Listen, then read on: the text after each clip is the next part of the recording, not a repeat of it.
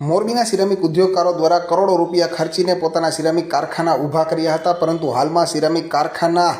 ક્રિકેટના મેદાન બની ગયા હોય તેવો ઘાટ જોવા મળી રહ્યો છે। ઈરાન અને ઇઝરાયલ વચ્ચે ગત 23 તારીખથી યુદ્ધ શરૂ થયું છે અને લગભગ 1 મહિના જેટલો સમય પૂર્ણ થવા જઈ રહ્યો છે। ત્યારે